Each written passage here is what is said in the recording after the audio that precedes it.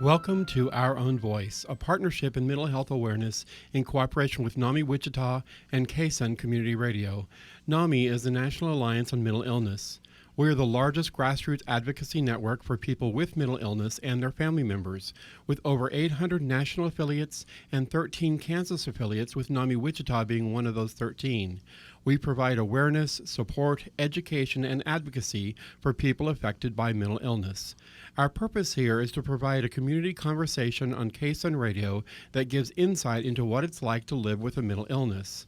Our intention and hope is that our program will change attitudes, assumptions, and stereotypes about people with mental health conditions, and in so doing, we will stop the stigma associated with mental illness.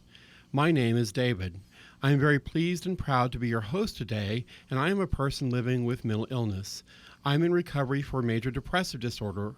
Like everyone, I struggle with the ups and downs of emotions and the challenges of being fully human, but I am doing great, and I know I have many gifts to offer my family, my friends, and my community. Now, before I get too far into the program, I want to give a shout out to let me backpedal here. Before I get too far into the program, I need to note that we talk about mental health issues on this program. There may be some issues or words that may be troubling or triggering for our listeners. Please practice good self-care and use your own discretion when listening.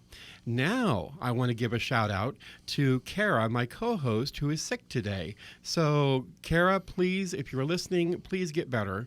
We look forward to seeing you back in the studio. And our technical producer is Maddie. Hello, Maddie. Hello. And now let me introduce our guest today. It is my pleasure to introduce Nick. Hello, Nick. Hi. How are you doing? Great. I'm very pleased to be here, David. Excellent. Okay, well, let me begin with our conversation with the question that I ask everyone, and that is, where were you born and where did you grow up? Well, I was born in Aurora, Colorado, and I kind of grew up in a lot of different places. I was in a military family. My mom was in the Navy, and I got to live in Spain and Iceland and many other U.S. states. That's awesome.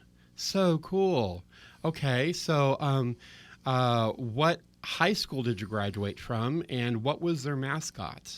I graduated from Kempsville High School in Virginia Beach, Virginia. Their mascot was a chief. Okay, awesome. All right. Well, now, from high school, actually, let me backpedal. What is your diagnosis?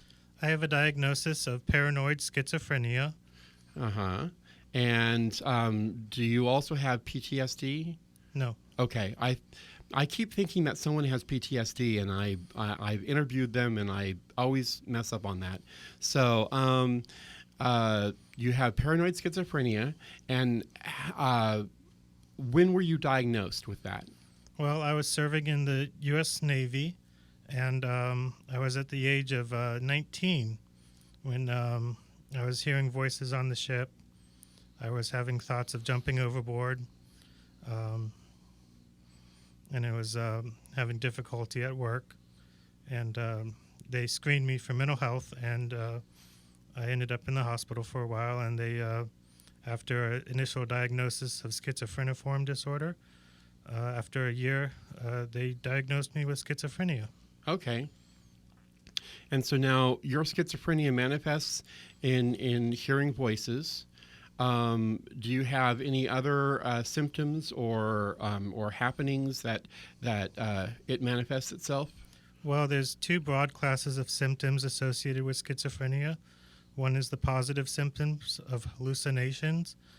I've had slight visual hallucinations, but mostly the strongest hallucinations have been auditory. Okay. And other symptoms that positive can be delusional thinking, kind of a detachment from reality where my perception of the way things are and what people do and everything going on around me is just is not the same as what normal. I shouldn't say that. Sorry, I have trouble not That's using all that right. word normal. I try to stop using that word because everyone is different. But the perception of reality is just disabling in some way. Okay, fair enough. And then the negative symptoms include cognitive deficits, apathy, and just kind of they're also disabling. Okay. Well, and I knew that there were positive and negative symptoms, and I'm for our listeners, I unfortunately can't explain to you why they're called positive or negative. Do you happen to know, or Well, a positive symptom is something there that really shouldn't be there. Oh, A okay. symptom that shouldn't be there, and it's out of place. A negative symptom is something missing. Okay. All right. That makes sense then. So let's see. Oh, here's my next question. My next question is when did you first encounter the work of NAMI? Well, I think early on in my mental health diagnosis process, NAMI was recommended to my family as a way for them to gather support and for me to get support, but I wasn't interested. So it took about 10 years later, when I was in Wichita, Kansas, that I was interested in finding out what NAMI was about, interested in their peer-to-peer class, and I was able to get involved more. And it's been a really helpful organization that provides support and provides some activities that help me in my recovery process. Excellent. Well, and I do want to note that you you are among our guests who have you happen to be part of the craft group. And you come and participate with our craft group in making things, and you have made some amazing things. Absolutely, you are a wonderful crafter and artist. Well, thank you, David. You betcha. Let's see. Let me ask you some other questions. These are sort of off-the-cuff questions type thing. What are some of your hobbies? Well, I've picked up sewing, and I'm just a beginner still, but that's very enjoyable. But he does relaxing. an awesome job. Yep. Yes. Other hobbies include drawing, listening to music, going out and walking around the town, simple stuff like that. Excellent. Okay. Do you happen to have any pets? Nope. You don't have any pets, but family-wise, do you have what family do you have here in Wichita? I'm actually the only one in my family in Wichita. Okay. I kind of moved here from Colorado. Denver is a very fast-paced, large metropolitan environment, and I found that didn't suit me so well. But I found Wichita has a great amount of stuff to do, and the people are very friendly, so I decided to settle here. Excellent. Okay, and you're married. Yes, my wife, Phi, she's Vietnamese, and she also has a mental health diagnosis. She's actually in the, well, okay, stop. That's right. We won't worry about that. Okay. Okay. But it's good that you have a wife and that you have family that you can go to. Yes, day to day, we take care of each other and do it. It's a tremendous support to have someone there by your side all the time. Mm-hmm. So, what are some of your coping skills? You've talked about your hobbies, and you included walking in that. That's a good hobby, and that's a good coping skill as well, isn't it? Yes, I think it does help me cope. The exercise, getting the blood moving through the body, stuff like that. Fresh air, that all contributes to having a positive attitude and a good outlook, and staying in touch with reality. Okay, and oh, my brain just went dead on me. What are some other coping skills? You watch what you eat, don't you? I try to. Okay. It can be challenging. Yeah. One of the other issues I've come up with that I work on with my social worker and doctor is impulsivity, meaning things that are good, I tend to run towards them. So yes, I do tend to run towards ice cream, and I really have to exercise a lot of Well, willpower. Willpower and Yeah. self-control to keep my weight down. And he, of course, is saying that because he knows that I mentioned to him on the way over here that that I had a bowl of ice cream before I came over here. So I also have to watch that and have some self-control.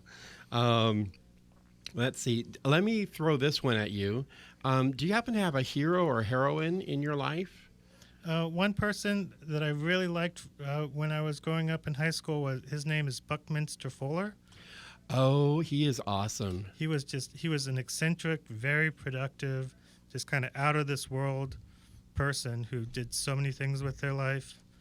And Yes, in fact, I think he is the one who developed the whole idea of the geodesic dome, didn't he? yes, he was very into geometry, and that was my favorite part of his works. The books dealing with geometry, he had this kind of perception that geometry should be the focus of a lot of the architecture, engineering stuff. That they could just a simple thing like a geodesic dome, that geometric figure could provide revolutionary technical advancement for mankind. Yes. And he has a lot of ideas. I want to read some of his books that he's put out. Let's see, what else can I do? Can we talk about your family in Colorado? Is that okay? Well, sure. Okay. You have mom. Is she still alive?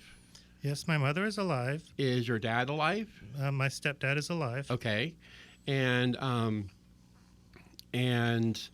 are they supportive of you? Yes, they were very supportive. Excellent. I tend to not mention anything about mental health with my stepdad. I just kind of get the feeling he gets uncomfortable. And that's the way a lot of people out there still get uncomfortable just when the topic of mental illness comes up. Yep. It's hard to grapple with. Yep. Well, I want to note that this is Our Own Voice is intended to humanize the misunderstood, highly stigmatized topic of mental illness by showing that it's possible and common to live well with a mental health condition. So this is Our Own Voice on KSUN Community Radio. We are talking with Nick, and we're going to take a quick break and be right back. Our Own Voice is brought to you by NAMI. If you would like to learn more about the National Alliance on Mental Illness, the programs we offer, or get involved, please visit NAMI.org.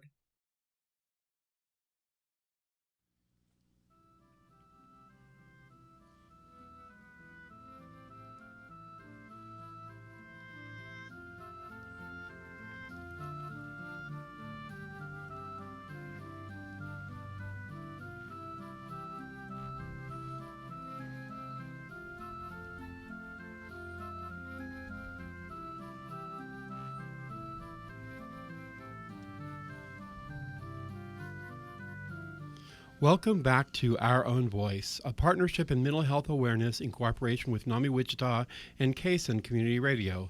NAMI is the National Alliance on Mental Illness. To learn more about NAMI Wichita and how you can get involved with the mental health community, contact our message line at 316-686-1373 or email us at info@namiwichita.org. That's NAMI Wichita, all one word. Leave a message and someone will get back to you as soon as possible. You can also visit our web and Facebook pages. Our website is www.namiwichita.org, and our Facebook is www.facebook.com/NamiWichitaKS. Again, the website is namiwichita.org, and the Facebook is facebook.com/NamiWichitaKS. NAMI has lots of activities going on, from our various classes to our various meetings. The first Tuesday of the month is our affiliate education meeting at 7 p.m., where we often have amazing guest speakers share with us happenings in mental health. On the third Tuesday of the month, we have Ask the Doctor Hour from 6 p.m. to 7 p.m., followed by our support groups for those family members and persons with a lived experience with mental health. And on the fourth Tuesday, we meet at College Hill United Methodist Church for a care and share support group for those persons with mental illness, as well as family and friends of those with living with a mental illness. The first and third Tuesdays, our meetings are at 1010 North Main, the same location as Breakthrough Club and Episcopal Social Services. Again, if you would like to join us or learn more about NAMI Wichita, please contact our message line at 316-686-1373. We would love to hear from you. Now, let me again also note that we talk about mental health issues on this program. There may be some issues or words that may be troubling or triggering for our listeners. Please practice good self-care and use your own discretion when listening. So now, Nick, we were talking during the break, and we noted that, or you noted that you didn't share about your mother. You want to go ahead and share how supportive she is? Well, yes. My mother, early on in my diagnosis and mental health diagnosis, she was very caring and she was supportive and understanding, and I'm very grateful for that today at the age of 35, because when I was diagnosed at the age of 20, that has made a huge difference in the outcome. I think one reason people need to be aware of mental health issues, because any family member might get struck with a mental illness, and it really could mean the difference between someone ending up homeless or in jail, or living in a regular life with the quality of living. Exactly, and you also have a brother, correct? Yes, I have a brother. He lives up in the mountains in Colorado. Wonderful. And he's a wood crafter. Awesome. Wow. You're going to have to show me some of his crafts sometime. He does really amazing work. Does he? Yes. That's great. All right. Well, now let's move to your community involvement. What areas of the community involvement do you work with? Well, I go to the VA hospital. Okay. They have two buildings. They have a lot of buildings, but the main one is for primary care, and the other one is in specialty care, and they have a separate building just for behavioral health, and it's a very, very they have very good employees there. They have very good doctors and nurses and everything, social workers, and I found my experience at the Wichita VA Veterans Affairs Hospital to be very, very good. Excellent. Other groups, I go to Project Independence. Okay. Tell us about what Project Independence is. Project Independence is a kind of a place where people with mental illness can meet, participate in activities, socialize, give each other support, and connect with the community resources. They're open on Tuesdays to Fridays. From 2:30 to 7:30. Okay. And they're a good support. That's called a community-run organization. Yeah, because they are actually people with lived experience who are running and managing that program, correct? Yes, the staff there are. Okay. And now, if I remember right, it costs. Does it cost anything for Project Independence? Well, there's an optional payment of $1.50 per month. It's okay. Pretty insignificant. Yes, it is. And that's if you want to participate in some activities like bingo or the pool tournament. And they offer it's actually discounted from the actual fare price of the bus. They offer for like $10 a month. You can get rides there on the bus and rides home on their own van. Okay. So that's the other thing they do. Okay. What else? What other areas are you working with? Well, I go to the NAMI groups, the support groups, and the crafts group once a week. Okay. Church. I go to various churches. There's a spirituality component to wellness. And very true. And it's also good community involvement to be going to church, getting out. That's part of the recovery, is just getting out, doing a lot of different things, challenging yourself a little bit and to have a better quality of life. Okay. Um, let's see here. What else can I ask you? What is your favorite group within NAMI that you attend? Well, definitely the crafts group. The craft group is Because good. yeah, Yes. we get to play with fabric, string. We've made things out of coat hangers and socks and all sorts of stuff. Yeah, I remember we made for Christmas. We made little snowmen and let's see, penguins. We also made was it mice? I think it was mice out of socks filled with rice. Yep. And I sewed some Christmas trees up. You sewed Christmas trees, which are just phenomenal, absolutely wonderful. Small Christmas trees. Yes, but they are still pretty awesome. So, okay, and so now, do you do any crafting at Project Independence? Yes, I like to take my sewing machine there sometimes. Okay, I like to draw there. Drawing is also a good way to express. It's a coping skill because things that I don't like writing down in a journal so much, but I do like to express more abstract things in the form of drawings. okay. So you don't journal then? I kind of want to start, but I haven't Okay. started yet. It's on my Yeah. to-do list. It's kind of a New Year's resolution Okay. to do more journaling. Well, it's okay because you can always start a New Year's resolution. It doesn't have to be on New Year's. That's That's true. that's a good point. So, hold on one moment. I had to cough there for a moment, folks. Forgive me. Let's see. So, what words of hope can you offer our listeners concerning mental health? Well, for anyone with a mental health diagnosis, if they work on recovery, they get returns back. If their peace of mind, their happiness level, their symptoms might decrease by working on recovery. And that recovery has a lot of different components. It has a health component, it has a diet component, it has a medication management component. But the more things that they can do to improve their mental health, and it's talking about mindfulness too, going through their day and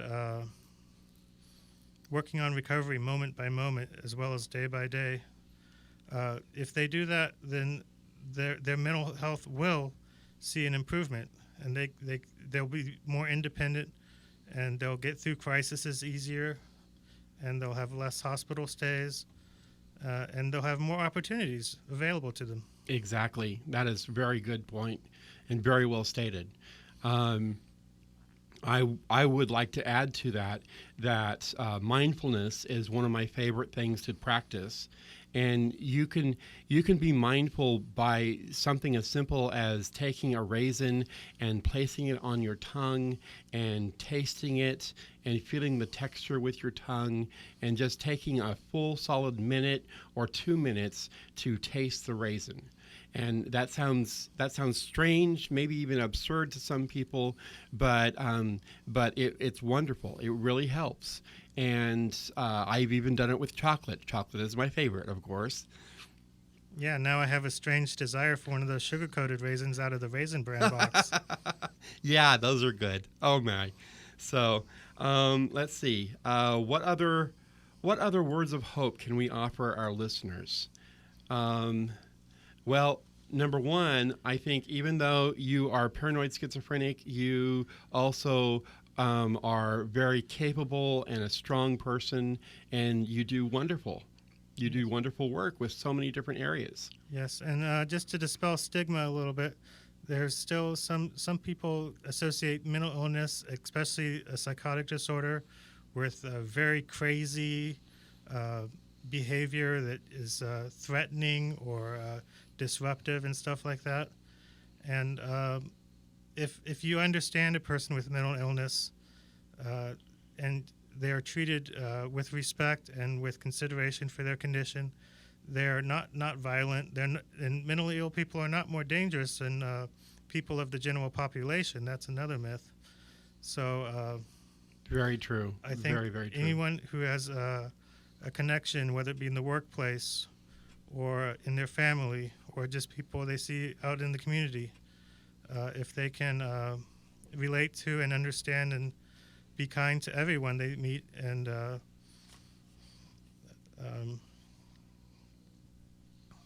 then there's good things about everybody. So when they take the time to treat those people with respect,